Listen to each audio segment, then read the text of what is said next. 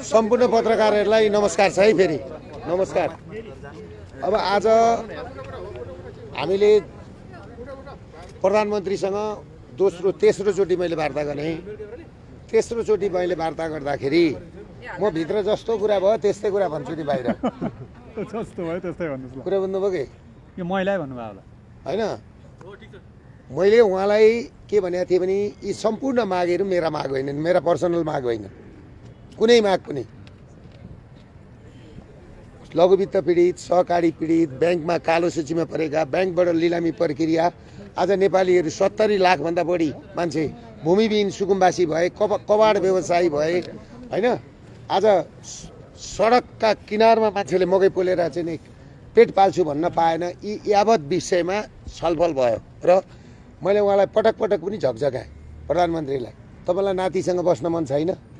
तपाईँको नाति नेपाल ल्याउने व्यवस्था ल्याउँ भनेर भनेपछि उहाँ के भन्नुहुन्छ भने गम्भीर मुद्रामा यो के हो खुस गर्नुहुन्छ गले जस्तो। मैले के भने तपाईँ नगल्नुहोस्, तपाईँले गल्नु पर्दैन होइन? यो कसको झरो हो तल होइन? मैले टिपिदिनु पर्यो नि त।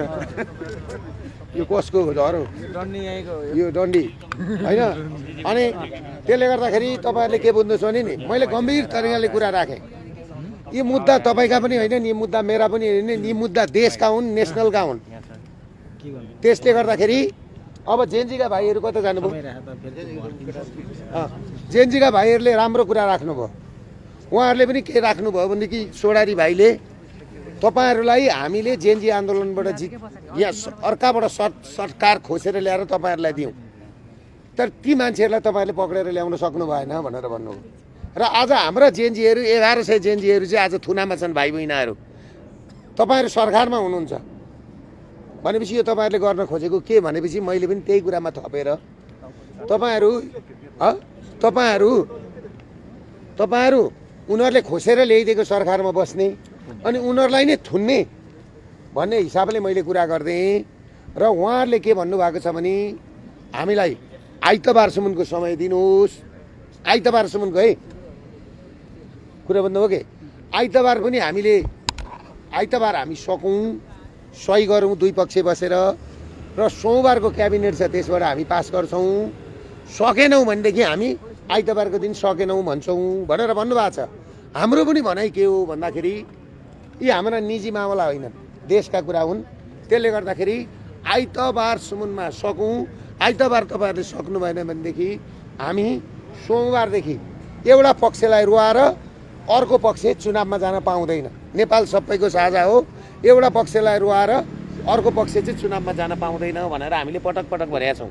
त्यसले गर्दाखेरि म सम्पूर्ण पत्रकार साथीहरूलाई के भन्न चाहन्छु, र जो आन्दोलनरत पक्षहरू हुनुहुन्छ, जो लघुवित्त पीडित, सहकारी पीडित, ब्याङ्क पीडितहरू हुनुहुन्छ, तपाईँहरूलाई म के भन्न चाहन्छु भने हामीले हिजो मेचीको बगरमा राजाको हातबाट दियो बालेर यो ठाउँसम्म ल्यायौँ। र हाम्रो अन्तिम म्यान्डेट भनेको कुरा के हो भन्दाखेरि ठुला माग छैनन् हाम्रा। हामीले घर लिलाम नगरिदेऊ, जग्गा लिलाम नगरिदेऊ, सुकुम्बासी नबनाइदेऊ, तिर्ने मौका देऊ नभने हो। हाम्रा अरू कुरा केही छैनन्। त्यसले गर्दाखेरि हाम्रो भनाइ के छ भन्दाखेरि 23 र 24 गतेको घटनाका मान्छेहरूलाई चाहिँ नि जसले उ गरेको छ त्यसलाई कारवाही गर, भ्रष्टाचारीलाई कारवाही गर। त्यो त उहाँहरूले हामी गर्न सक्दैनौँ भन्नुभयो। त्यसै भने त्यो आशै नगर्दा हुन्छ, त्यो आशै नगर्दा हुन्छ है। हामीले प्रश्न पनि राख्यौँ। हाम्रो एकजना म्याडमले के भन्नुभयो, विष्णु बोराले के भन्नु, विष्णु बोराले नै हो, उहाँले के भन्नुभयो नि 5 दिनमा यी भ्रष्टाचारीलाई पक्रिन्छु भनेर भन्नुहुन्थ्यो भनेर भन्नुभयो। आज त केही गर्न सक्नु भएन भनेर भनेको उहाँले के भन्नुभयो भने यस्तै रहेछ, ठाउँै यस्तै रहेछ भनेर भन्नुभयो। भनेपछि ठाउँै त्यस्तै बनाएको रहेछ भनेपछि यो के हो? यो अब यो प्रधानमन्त्री कार्यालय हो कि यो के हो? यो मैले पनि बुझ्न सकेको छैन। तर पनि म नेपाली नागरिकहरूलाई के भन्छु भने यो तरिकाले यो सरकार चुनावमा जान खोज्यो। जेएनजीहरूका मागलाई त्यत्तिकै राखेर ती 34-35 वटा जेएनजीलाई चाहिँ बाहिर राखेर सडकमा छाडेर एउटा टिमलाई, नक्कली टिमलाई मात्रै बोकेर त्यसलाई मात्रै जेएनजी बनाएर जेएनजी जस्तो बनेर खडा गरेर तपाईँको चाहिँ नि चुनावमा जान खोज्यो भने त्यो चाहिँ इम्पोसिबल कुरा हो। किनभने 21औं शताब्दीका जनता हुन्। 3 वर्षदेखि हामीले भ्रष्टाचार विरुद्ध, लघुवित्त पीडित, सहकारी पीडित अनि पश्चिमाहरूको राजनीतिक, युरोपियन युनियनको यहाँको दबदबा सबै हामीले बुझाएका छौँ नेपाली जनतालाई। तपाईँहरूले पनि बुझ्नु भएको छ एउटा कुरा। अब अर्को कुरा हामीले नि तिब्बत भन्दा अब काठमाडौँ नै तिब्बत भइसक्यो।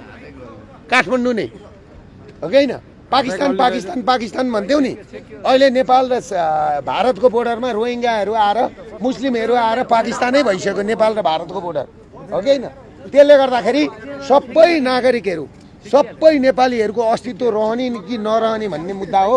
त्यसैले हामीले के भन्यो भनेदेखि हामी यहाँ सुन्नु है त, जनमत सङ्ग्रहमा जाउँ भनेर मैले भन्दाखेरि उहाँले के भन्नुभयो भन्दाखेरि यो त 2/3 पार्लियामेन्टबाट 2/3ले जितेपछि भनेपछि मात्रै चुनाव के अरे यसको नाम जनमत सङ्ग्रहमा जान्छ भनेर भन्नुभयो।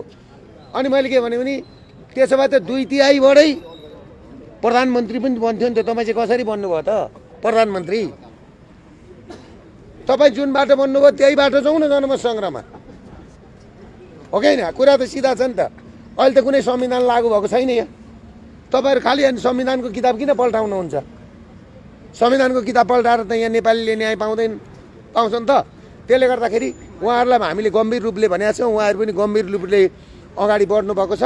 अनि हाम्रो वार्ता टोलीको भोलि दिनभरि गहन रूपले म बस्नु पर्दैन, वार्ता टोली बस्ने भनेको छ। आइतबारको दिन साइन गर्ने भनेको छ। आइतबार साइन गरेर सोमबार क्याबिनेटमा पठाउने भनेको छ। आइतबार इनकेस साइन भएन भने फेरि यो कुरा नबुझ्नु, सरकारले हल्लायो दुर्गा प्रसादलाई हल्लायो भन्ने कुरा छ नि। यो कुरा के भने उनीहरूलाई पनि समय दिएको। हामीले लोकतन्त्रको अधिक प्रयोग गरौँ भनेको नि त जनमत सङ्ग्रह भनेको त। विद्रोह नगरौँ, लोकतन्त्रको अधिक प्रयोग गरौँ। चित्त नबुझेको कुरामा आवाज उठिसकेपछि संसारमा जनमत सङ्ग्रहमा जान्छन्। हामी पनि जनमत सङ्ग्रहमा जाउँ भनेर भने हो। त्यसमा तपाईँहरूले चाहिँ नि मजाक नगर्नुहोस् भनेको छ। उहाँहरूले आइतबारसम्मको टाइम माग्नुभएको छ। आइतबार भयो, आइतबारको दिन एउटा डिसिजन हुन्छ।